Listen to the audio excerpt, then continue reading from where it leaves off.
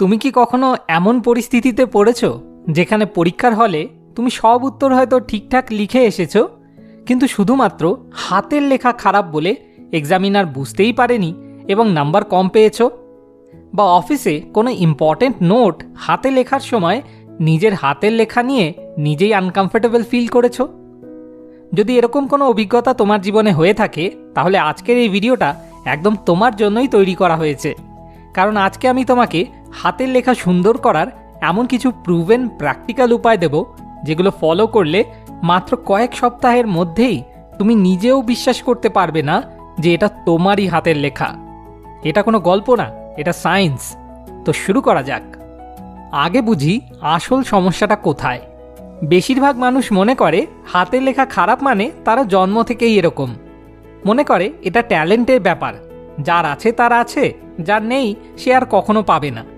কিন্তু আধুনিক নিউরোসায়েন্স এই ধারণাটাকে সম্পূর্ণভাবে ভুল প্রমাণ করেছে। বিজ্ঞান বলে হাতের লেখা হলো একটা মোটর স্কিল, মানে এটা একটা অর্জিত দক্ষতা।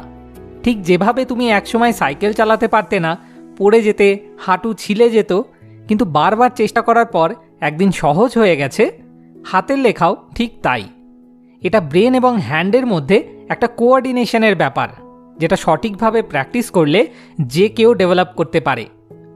আসল সমস্যা হলো আমরা ছোটবেলায় লিখতে শিখেছিলাম, কিন্তু সঠিকভাবে শিখিনি।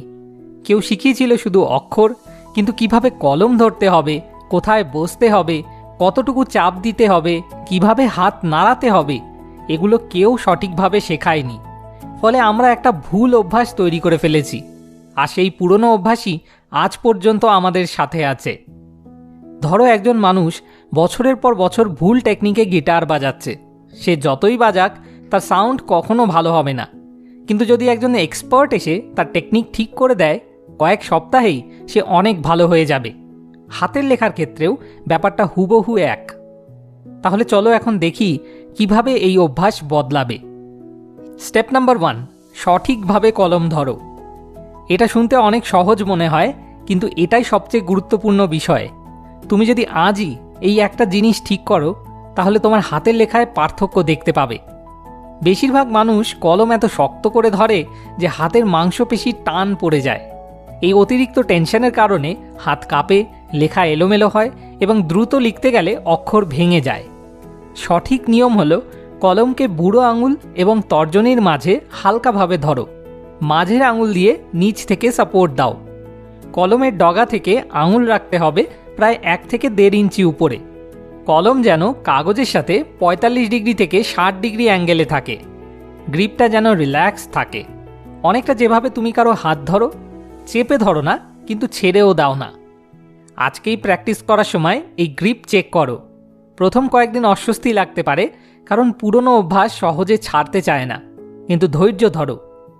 স্টেপ নাম্বার 2, পোশ্চার এবং পজিশন ঠিক করো। তুমি কিভাবে বসছো সেটা তোমার হাতের লেখায় সরাসরি প্রভাব ফেলে। যখন কুঁজো হয়ে বা পাশ কাত হয়ে বসো, তখন হাতের উপর অসম চাপ পড়ে এবং লেখা এলোমেলো হয়। সঠিক পোশ্চার হলো পিঠ সোজা রাখো, 2 পা মাটিতে সমানভাবে রাখো, কাগজ টেবিলের ওপর সমতলভাবে রাখো। চাইলে কাগজটা সামান্য কোণ করে রাখতে পারো, যেটায় তোমার সবচেয়ে কমফোর্টেবল লাগে, এবং চোখ থেকে কাগজের দূরত্ব যেন অন্তত 1 ফুট থাকে। এতে পুরো শব্দটা একসাথে দেখতে পাবে এবং লেখার ফ্লো সুন্দর হবে। স্টেপ নাম্বার 3, আস্তে লেখো, সচেতনভাবে লেখো। এই স্টেপটা সবচেয়ে বেশি মানুষ ইগনোর করে। আমরা সবাই মনে করি দ্রুত লিখলে বেশি কাজ হবে, কিন্তু বাস্তবে তাড়াহুড়ো করে লিখলে লেখা ভেঙে পড়ে, অক্ষর ছোট বড় হয় এবং শেষমেশ নিজেই পড়তে পারো না। বিখ্যাত অথর এবং প্রোডাক্টিভিটি এক্সপার্ট ক্যাল নিউপোর্ট তার বই ডিপ ওয়ার্কে বলেছেন, যে কোনো স্কিলে মাস্টারি আসে ডেলিবারেট প্র্যাকটিসের মাধ্যমে, মানে সচেতনভাবে ধীরে ধীরে মনোযোগ দিয়ে চর্চা করার মাধ্যমে। তাড়াহুড়ো করলে হ্যাবিট তৈরি হয়, কিন্তু সেটা হয় ভুল হ্যাবিট। আর একবার ভুল হ্যাবিট তৈরি হলে সেটা ভাঙতে দ্বিগুণ সময় লাগে।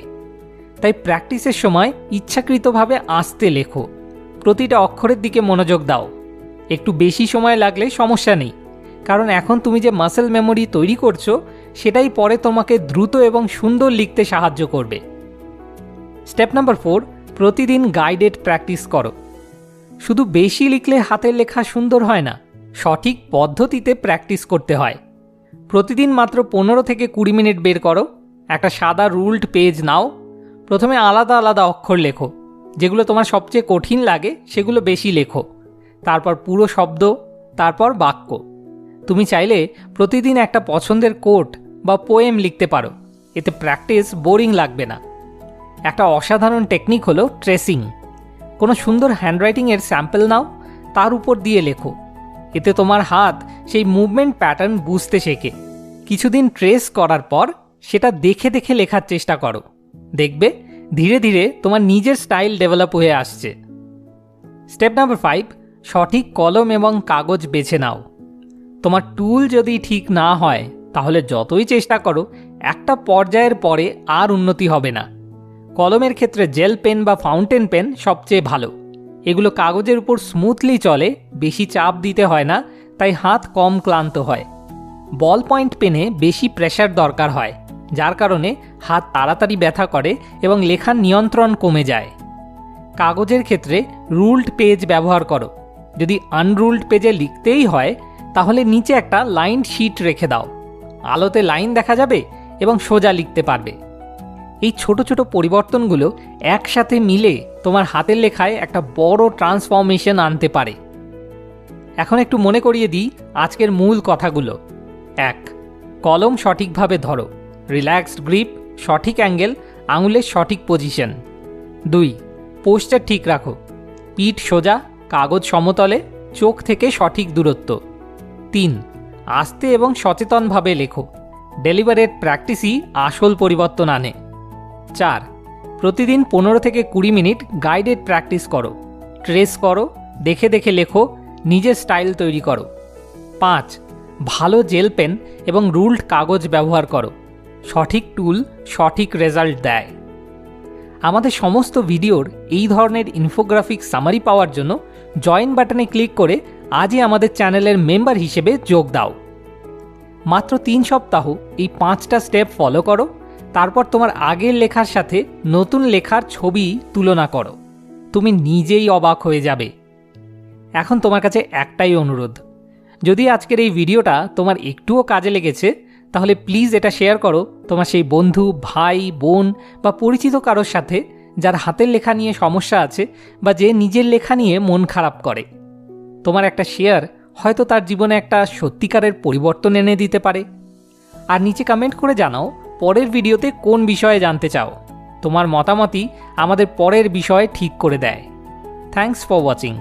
মোর উইজডম, মোর সলিউশন, বেটার লাইফ।